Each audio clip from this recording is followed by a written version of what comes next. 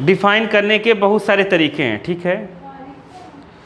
Complex number जो होता है, ध्यान से सुन लो, जो कॉम्प्लेक्स नंबर होता है उसको हम स्क्वायर ब्रैकेट में एक मेटल रहता है, बाकी सब कुछ भी हो सकता है, मतलब नॉन मेटल कुछ भी। अपने सिलेबस में केवल एक मेटल वाला है, हम एक मेटल वाला ही पढ़ेंगे। आया कि नहीं आया? तो यहाँ पर कुछ भी हो सकता है, ए बी सी कुछ भी हो सकता है। तो देखो याद रखो, जैसे ए बी सी ऐसे है, ऐसे लिख दिया, तो कुछ चीज़ें इसमें ब्रैकेट में भी लिखी जाती हैं। जैसे ब्रैकेट में कौन सी चीज़ लिखी जाएगी? जो एक से ज़्यादा एटम से बना रहेगा उसको हम ब्रैकेट में लिखेंगे, मतलब डिफरेंट एटम से बना रहेगा जो, उसको हम कहाँ लिखेंगे? ब्रैकेट में। जैसे जब कभी H2O को लिखना हुआ ना, तो अकेले H2O नहीं लिखा जाएगा। कैसे लिखा जाएगा? H2O ऐसे ब्रैकेट में। नहीं आया? वो अभी हम पढ़ेंगे लिखने का तरीका, उसकी बात नहीं कर रहे हैं। जैसे ये सब हो गया, तो ये मेटल है। बाकी और कुछ हो गया, कुछ भी लिख दें, DE ऐसे लिख दें, कुछ भी लिख दो, ठीक है। मैंने तो अपने मन से ऐसे ही फर्जी एग्जाम्पल दे दिया, ठीक है।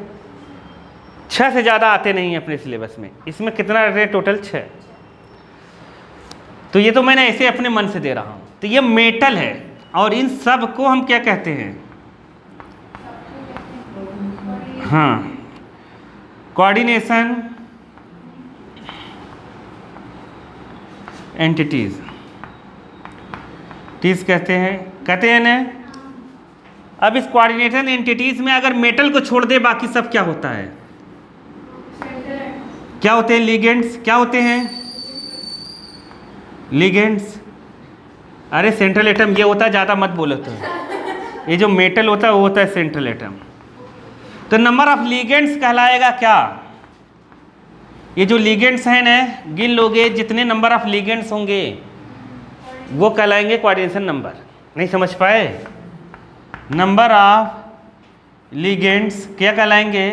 Coordination number. क्या कहलाएंगे? इसमें देखोगे, एक ए है, 2 बी है, 2 1 और 2 3 हो गए। 3 और 5 कितने हो गए? 8 8 5 13 13 नहीं आएगा, मैं ऐसे एग्जाम्पल के तौर पे बता रहा हूँ जो मैंने यहाँ पे दिया है। आया समझ में? नहीं आया? तो हम ऐसे भी लिख सकते हैं कि सेंट्रल एटम से जितने भी लिगेंड्स बाउंडेड हैं, नंबर ऑफ लिगेंड्स, वो क्या कहलाएंगे? Number of ligands coordination number. Central atom को छोड़कर जो भी कोऑर्डिनेशन एंटिटीज हैं वो क्या कहलाएगी? मतलब उसके नंबर्स क्या कहलाएंगे? Coordination number. नहीं समझ पाए क्या? नहीं समझ पाए? How many number of coordination entity present in coordination compound other than central atom। Central atom को छोड़कर, समझ गए कि नहीं? कॉम्प्लेक्स नंबर में जितने कोऑर्डिनेशन एंटिटीज उपलब्ध हैं, प्रेजेंट हैं, वो क्या कहलाएगा? Coordination number. नहीं आया समझ में? तो मतलब कोऑर्डिनेशन नंबर की डेफिनेशन बहुत सारे तरीके से लिख सकते हैं। नहीं समझ पाए क्या? Number of ligands directly bounded किससे? Central atom. या number of ligands bounded by central atom by secondary valency. किससे?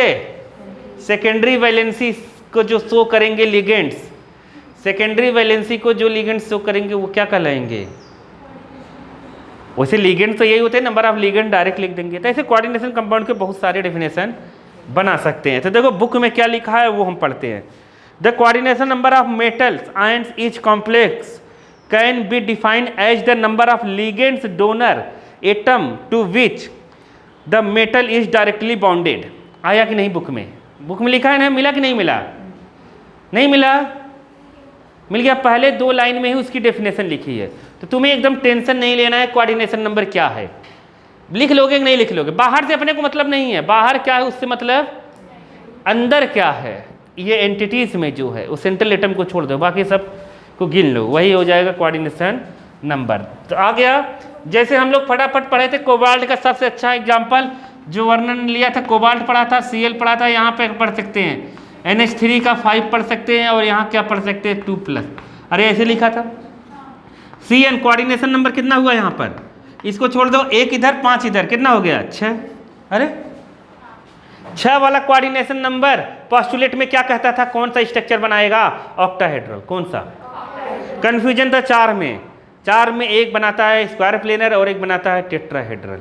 इसका तो आँख बंद करके कह देंगे ऑक्टाहेड्रल, मान लो ऑब्जेक्टिव में आ गया तो कोऑर्डिनेशन नंबर देख के बता लूँगे नहीं, किसी का भी देख के तुम बता सकते हो। लेकिन एक दिक्कत है, एक दिक्कत ये है, ध्यान से सुनना आप जो दिक्कत मैं बता रहा हूँ। जैसे FeC2O4 ये ऑक्सीलेटो है, क्या है, अरे पढ़ेंगे ऑक्सीलेटो, इसे ऑक्सीलेट है, ये पढ़ते वक्त ऑक्सीलेटो पढ़ते हैं, अभी बताऊंगा।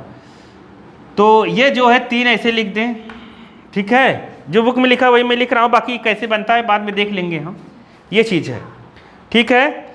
अब इसका कोऑर्डिनेशन नंबर, अब ध्यान से सुनना, ये जो लिगेंड्स हैं, ये जो अटैच है, ये एक्चुअली में डाइडेंटेड है, क्या है, डाइडेंटेड है। डाइडेंटेड में 2 डोनर होते हैं, कितने होते हैं, 2 डोनर होते हैं। तो 2 डोनर एक में है, ये कितना है 3, तो 2 × 3, तो मतलब इनडायरेक्टली ये 6 कनेक्शन है यहाँ पर। नहीं आया समझ में, इसमें N एक था, एक डोनर था, तो ऐसे 5 डोनर N हो गया और 1 डोनर Cl, तो 6 डोनर हुए। इस CO में CO4 ऐसे लिखे थे ना, याद मैंने कहा था ना, याद करो, ऐसे था ऑक्सीलेट का। इसमें 2 ऑक्सीजन डोनर का काम करते हैं, तो 2 ऑक्सीजन एक में है, और ये कितना है टोटल 3, तो टोटल 6 हो गए। कितने हो गए 6, नहीं समझे क्या, तो 6 डोनर इससे कनेक्ट हैं, किससे, इनडायरेक्टली, क्योंकि ये डाइडेंटेड है। नहीं आया क्या समझ में, नहीं आया, आ गया। जैसे मैं कुछ भी लिख दूं, Fe लिख दूं और यहाँ क्या लिख दूं, EDTA, क्या लिख दूं, EDTA लिख दूं मैं, और यहाँ ऐसे लगा दूं और तुमसे पूछूं कि क्या है ये, तो कितना होगा इसका, ये 6 है, इसका खुद हेक्साडेंटेड है, क्या है, हेक्साडेंटेड। इसकी भी ऑक्सीडेशन, यहाँ इसका ऑक्सीडेशन नंबर कितना हुआ, ऑक्सीडेशन नहीं क्या, कोऑर्डिनेशन नंबर 6। इसका भी कोऑर्डिनेशन नंबर कितना, 6। अरे आया क्यों 6 हुआ, क्योंकि EDTA में 6 डोनर है, क्या है, तो मैंने पढ़ाया होगा EDTA में 6 डोनर है, उसमें से 4 ऑक्सीजन के हैं, 2 नाइट्रोजन के हैं। अरे कल पढ़ चुके हैं हम लोग, तो घबराना नहीं है एकदम। नहीं आया, नहीं आया, आ गया। देखो जैसे मैं ये कहूँ, ध्यान से सुनो, मैं कहूँ FeCl2 और कह दूँ C2O4 का ट्वाइस, ये कितने का हो गया, कोऑर्डिनेशन नंबर कितना हुआ, कितना कोऑर्डिनेशन नंबर है इसका, 6, क्योंकि 4 इसका हुआ, 4 किसका हुआ, ये क्या है, डाइडेंटेड, डाइडेंटेड है। 2 इसमें पहले से है, 2 × 2 4, 4 और 2 6। आया समझ में कि नहीं आया। डाइडेंटेड में मैंने कहा था 2 ही याद करना है अपने को, कितने याद करने हैं, 2। डाइडेंटेड में 2 याद करवाया था मैंने, बताओ क्या क्या था, मुंह है मारूंगा आज तो मैं, कल कहा था पढ़ कर आना।